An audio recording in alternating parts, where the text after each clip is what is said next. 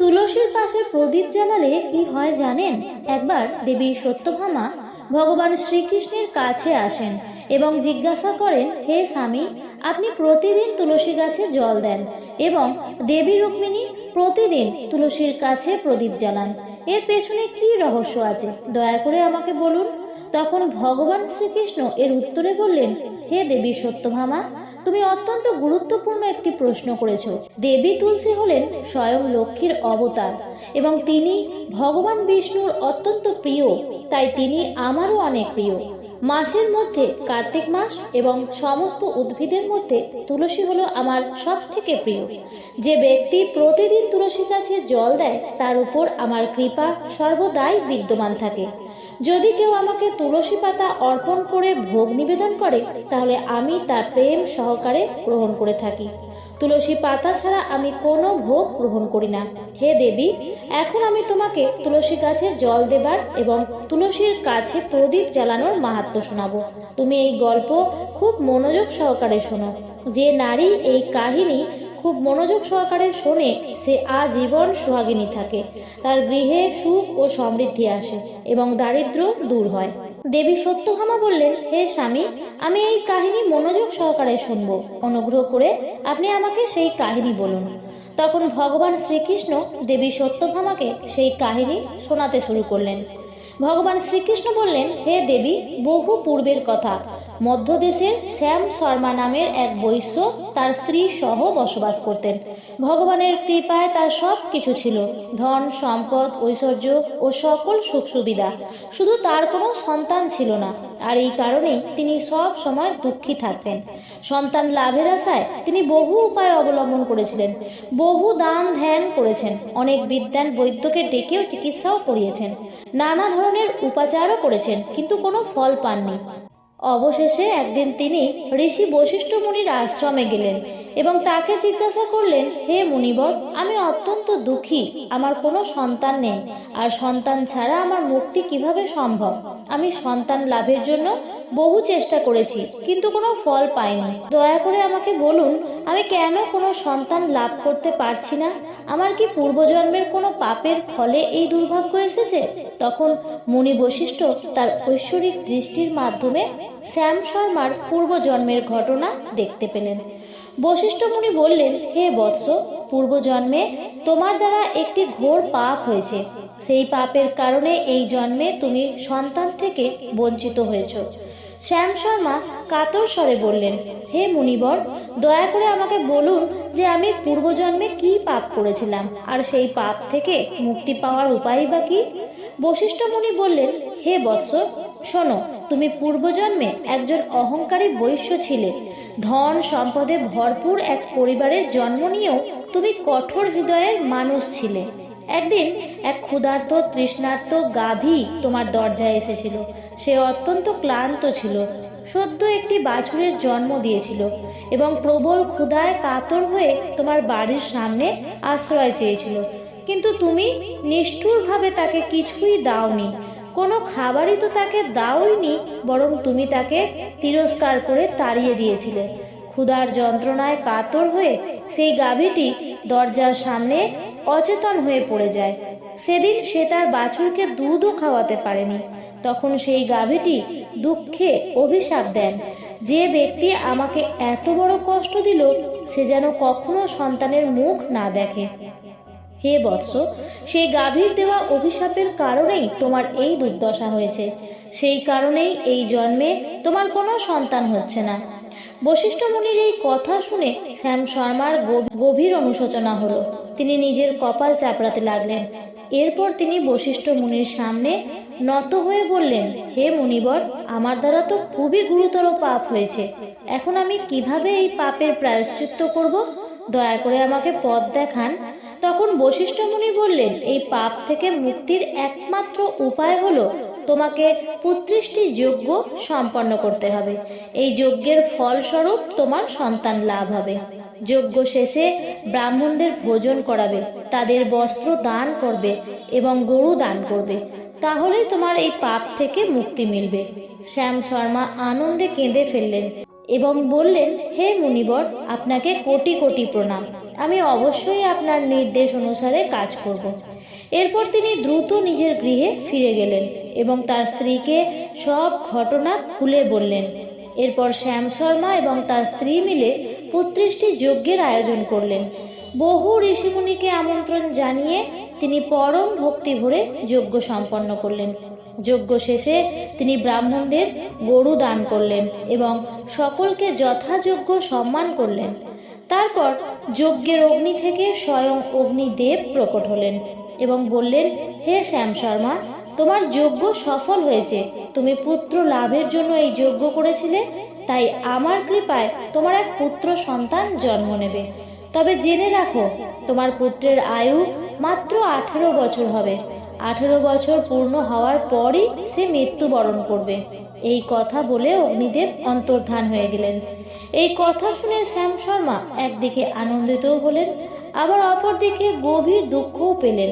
তিনি ভাবলেন, নিঃসন্তান থাকার চেয়ে স্বল্পায়ু সন্তানই ভালো। এরপর তিনি আগের মতোই নিজের কাজে মনোযোগ দিলেন। কয়েকদিন পর তার স্ত্রী গর্ভধারণ করলেন। শ্যাম শর্মা পুত্র জন্মের পূর্বে যে সমস্ত ধর্মীয় আচার অনুষ্ঠান সম্পন্ন করা প্রয়োজন তা সবকিছুই করলেন। অবশেষে তার একটি পুত্রের জন্ম হলো। শ্যাম শর্মা ও তার স্ত্রী আনন্দে আত্মহারা হয়ে গেলেন। পুত্র হওয়ার পরেও তারা ধর্মীয় আচার অনুষ্ঠান যথাযথভাবে পালন করলেন। তারপর শ্যাম শর্মা তার পুত্রকে শিক্ষা লাভের জন্য গুরুকুলে পাঠালেন, যাতে সে যথাযথ বিদ্যা অর্জন করতে পারে। শ্যাম শর্মার পুত্র যতই বড় হতে লাগলো, ততই তার মনে এক গভীর দুশ্চিন্তা হতে লাগলো। অবশেষে যখন তার পুত্র 16 বছরে পৌঁছালো, তখন তার স্ত্রী একদিন বললেন, হে স্বামী, এখন আমাদের পুত্রের বিবাহ দিয়ে দেওয়া উচিত। সে এখন বিবাহযোগ্য হয়েছে। কিন্তু শ্যাম শর্মা গভীর শ্বাস ছেড়ে বললেন, হে প্রিয়, বিধির বিধান অনুসারে আমাদের পুত্রের আয়ু মাত্র 18 বছর। 18 বছর পর তার মৃত্যু অনিবার্য।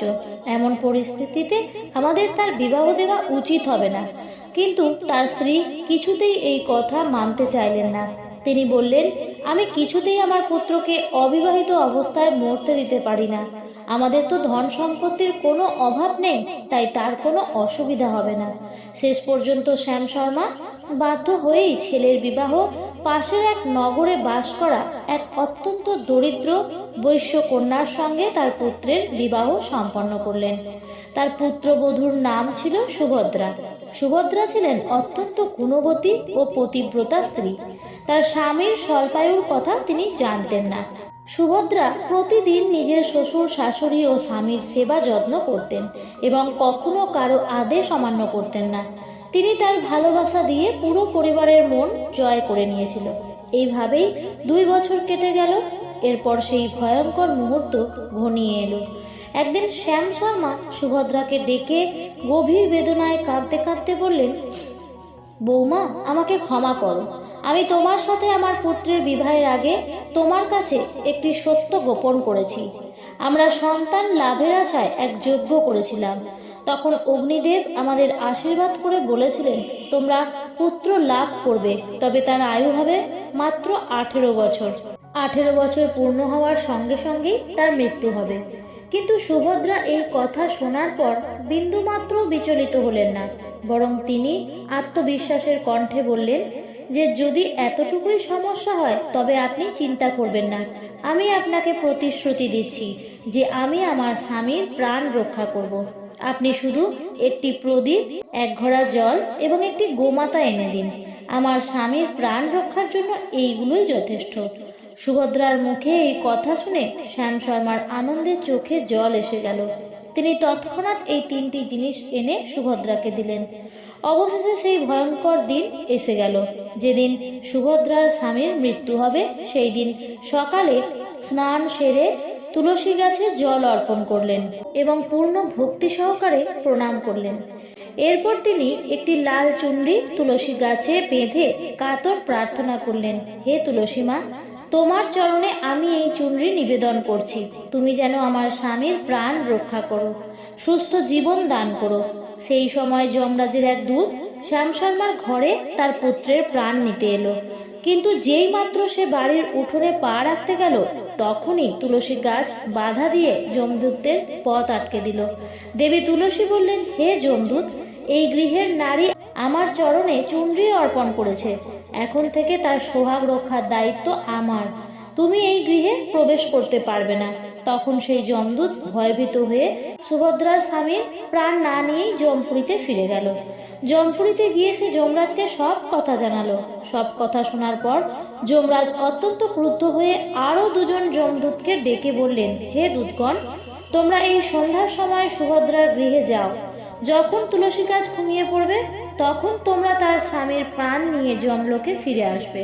এরপর যমদূতেরা সুভদ্রার বাড়ির দিকে রওনা হলো। কিন্তু সুভদ্রা আগে থেকেই তৈরি ছিল। সে সন্ধ্যার সময় তুলসী গাছের নিচে একটি প্রদীপ জ্বালিয়ে প্রার্থনা করলো যে, হে প্রদীপ, এখন তুমি আমার স্বামীর প্রাণ রক্ষার দায়িত্ব নাও। যমের দূতেরা আমার স্বামীর প্রাণ নিতে আসছে। অবশেষে রাত হলো আর তুলসী গাছ ঘুমিয়ে পড়লো। যমরাজের দুই দূত সুভদ্রার বাড়ির সামনে এসে দাঁড়ালো আর ভাবলো, যেভাবেই হোক আজকে এই ব্যক্তির প্রাণ নিয়ে যেতেই হবে। যখনই যমের দূতেরা সুভদ্রার বাড়িতে প্রবেশ করতে যাচ্ছিল, তখনই তুলসী গাছের পাশে রাখা প্রদীপ তাদের বলে উঠল, হে দূতগণ, তোমরা এখন সুভদ্রার স্বামীর প্রাণ নিতে পারবে না। এই নারী আমাকে তার স্বামীর প্রাণ রক্ষার জন্য প্রার্থনা করেছে, তাই এখন আমি তার প্রাণ রক্ষার দায়িত্ব নিয়েছি। তোমরা তাকে নিয়ে যেতে পারবে না। যদি তোমরা এখান থেকে ফিরে না যাও, তবে আমি সব কিছু জ্বালিয়ে ভস্ম করে দেবো, আর আমার অগ্নিশিখায় তোমরাও পুরো ছাই হয়ে যাবে। দ্বীপের এই কথা শুনে যমরাজের দুই দূত ভয় পেয়ে আবারও ফিরে গিয়ে যমরাজকে সব ঘটনা জানালো। সব কথা শুনে যমরাজ আরো রেগে গেলেন এবং তিনি আরো 4 জন দূতকে ডেকে বললেন, এবার তোমরা ভোর হওয়ার আগেই যাও। সুভদ্রা যখন ঘুমিয়ে থাকবে, তখনই তার স্বামীর প্রাণ নিয়ে ফিরে এসো। যমরাজের আদেশ পেয়ে সেই দূতেরা সুভদ্রার বাড়ির উদ্দেশ্যে রওনা দিল। কিন্তু সুভদ্রা রাতেই নিজের ব্যবস্থা করে রেখেছিল। সে তার ঘরের দরজার সামনে এক ঘড়া জল রেখে দিল এবং প্রার্থনা করলো, হে জল দেবতা, এখন আপনি আমার স্বামীর রক্ষাকর্তা। যমের দূতেরা আমার স্বামীর প্রাণ নিতে আসছে, কিন্তু আমি জানি কেবল আপনি আমার সোহাগ রক্ষা করতে পারেন। এই বলে সুভদ্রা নিশ্চিন্ত মনে ঘুমিয়ে পড়ল। এদিকে সকাল হওয়ার আগেই যমের দূত সুভদ্রার ঘরে পৌঁছে গেল। তারা যখনই ঘরের ভিতরে প্রবেশ করতে গেল, তখনই সেই জল ভরা ঘোড়াটি কথা বলল, হে দূতগণ, থামো, তোমরা এই গৃহে প্রবেশ করতে পারবে না। এই গৃহ এখন আমার রক্ষায় আছে। যদি তোমরা সুভদ্রার স্বামীর প্রাণ নিতে চাও, তাহলে আমি নরকের আগুন নিভিয়ে দেব, যাতে পুরো নরক লোক ডুবে যায়। জলের এই কথা শুনে যমরাজের 4 জন দূত আতঙ্কিত হয়ে পড়ল। তারা একে অপরের দিকে তাকিয়ে ভয় পেয়ে গেল এবং দ্রুত সেই স্থান থেকে পালিয়ে গেল। তারা ফিরে গিয়ে যমরাজকে সব কথা খুলে বলল। যমরাজ সব কথা শুনে এরপর 8 জন যমদূতকে সেখানে পাঠিয়ে দিল। কিন্তু তারা যখনই সুভদ্রার বাড়ির কাছে পৌঁছালো, তখনই দেখলো যে সেই ব্যক্তির সামনে একটি গরু দাঁড়িয়ে আছে। আসলে যমদূতরা আসার আগেই সুভদ্রা নিজের ঘরের সামনে একটি গরু বেঁধে রেখেছিল। সে গোমাতার কাছে প্রার্থনা করেছিল, হে গোমাতা, আজ যমদূতরা আমার স্বামীর প্রাণ নিতে আসবে। এখন আপনি একমাত্র আমার সোহাগ রক্ষা করতে পারেন। দয়া করে আমার স্বামীকে রক্ষা করুন। এরপর যখন যমদূতেরা ঘরের ভিতরে প্রবেশ করতে গেল, তখন গাভীটি তাদের পথ রোধ করে দাঁড়ালো। হে যমদূতগণ, তোমরা এখান থেকে ফিরে যাও। এই গৃহের রক্ষা আমি নিজে করছি। যদি তোমরা প্রবেশের চেষ্টা করো, তবে আমি তোমাদেরকে অভিশাপ দেব। তোমাদেরকে যদি এই ঘরে ঢুকতেই হয়, তবে প্রথমে আমার প্রাণ নিতে হবে। কিন্তু মনে রেখো, গোহত্যা মহাপাপ, যার কোনো প্রায়শ্চিত্ত নেই। এই কথা শুনে যমদূতেরা আতঙ্কিত হলো এবং দ্রুত সেই স্থান থেকে ফিরে গিয়ে যমরাজের কাছে উপস্থিত হলো। যমরাজের সামনে তারা দাঁড়িয়ে বলল, সেই সুভদ্রার স্বামীর প্রাণ রক্ষা এক গাভী করছে। গাভীটি যখন আমাদের অভিশাপ দেওয়ার কথা বলল, তখন আমরা ভয়ে পিছিয়ে পড়লাম। আমাদের কাছে গাভীর অভিশাপ সহ্য করার ক্ষমতা নেই। সবশেষে যমরাজ স্বয়ং মহিষের পিঠে বসে পৃথিবী লোকের উদ্দেশ্যে রওনা দিলেন। যমরাজ সোজা সুভদ্রার গৃহের সামনে এসে উপস্থিত হলেন। যমরাজকে ঘরের সামনে দাঁড়িয়ে থাকতে দেখে সুভদ্রা আতঙ্কিত হয়ে গেল। সে দ্রুত এগিয়ে এসে যমরাজের পা ছুঁয়ে প্রণাম করলো এবং ভক্তি ভরে তার স্তুতি করতে লাগলো। হে সূর্যপুত্র যমরাজ, এই সংসারে সকল জীবের পাপ পুণ্যের হিসাব আপনার হাতে থাকে। হে ন্যায়ের দেবতা ধর্মরাজ, আমি একজন পতির ধর্মনিষ্ঠ স্ত্রী, আপনাকে বারবার প্রণাম করি, আমাকে আশীর্বাদ দিন। সুভদ্রার এই স্তব গান শুনে যমরাজ অত্যন্ত প্রসন্ন হলেন এবং অনিচ্ছা সত্ত্বেও বলে উঠলেন, সর্বদা সৌভাগ্যবতী হও। কিন্তু যমরাজ যখন সুভদ্রার স্বামীর প্রাণ নিতে এগিয়ে এলেন, তখন সুভদ্রা বলে উঠলেন, হে ধর্মরাজ, আপনি তো আমাকে সদা সোহাগিনী থাকার আশীর্বাদ দিলেন, আর এখন আপনি আমার স্বামীর প্রাণ নিতে যাচ্ছেন। এটা তো আপনার আশীর্বাদ মিথ্যা হয়ে যাবে। এই কথা শুনে যমরাজ থমকে দাঁড়ালেন এবং সুভদ্রার দিকে তাকিয়ে মৃদু হাসলেন। তিনি সুভদ্রার দিকে চেয়ে বললেন, হে কন্যা, আজ তুমি স্বয়ং মৃত্যুকেও পরাজিত করেছ। তোমার প্রতিব্রতার ধর্মে আমি অত্যন্ত প্রসন্ন হয়েছি, তাই আমি তোমার স্বামীর প্রাণ ফিরিয়ে দিচ্ছি। এবং খুশি হয়ে সুভদ্রার স্বামীর 100 বর্ষের আয়ুর বরদান দিলেন এবং বললেন, যে নারী ঘরের সামনে তুলসীর গাছ রোপণ করবে, সন্ধ্যার সময় তুলসীর পাশে প্রদীপ জ্বালাবে, যার গৃহের সামনে গো মাতা থাকবে এবং যে নারী তার গৃহের সামনে লোটা ভরে জল রাখবে, জল দেবতার আরাধনা করবে, সেই গৃহে আমার দূতগণ প্রবেশ করতে পারবে না। এই কথা বলে ধর্মরাজ সেখান থেকে অন্তর্ধান করলেন। ভগবান শ্রীকৃষ্ণ বললেন, হে দেবী, এইভাবেই সতী সুভদ্রা তার পতিব্রতা ধর্ম রক্ষা করে মৃত্যুকে পরাজিত করেছিল। সেই জন্য যে নারীরা তাদের ঘরের সামনে তুলসী গাছ রোপণ করে এবং প্রতিদিন সন্ধ্যায় তুলসীর সামনে প্রদীপ জ্বালায়, তাদের ঘরে কখনোই অকাল মৃত্যু প্রবেশ করতে পারে না। তো বন্ধুরা, আজকের ভিডিওটি কেমন লাগলো অবশ্যই কমেন্ট করে জানাবেন এবং চ্যানেলে নতুন হয়ে থাকলে চ্যানেলটিকে সাবস্ক্রাইব করে আমার পাশে থাকবেন। দেখা হবে পরবর্তী নতুন আরেকটি ভিডিওতে। ধন্যবাদ। আর হ্যাঁ, ভিডিওটি যদি ভালো লাগে তাহলে ভিডিওটিতে একটি লাইক করে পরবর্তী ভিডিও তৈরির জন্য আমাদের আরও উৎসাহিত করবেন। ধন্যবাদ।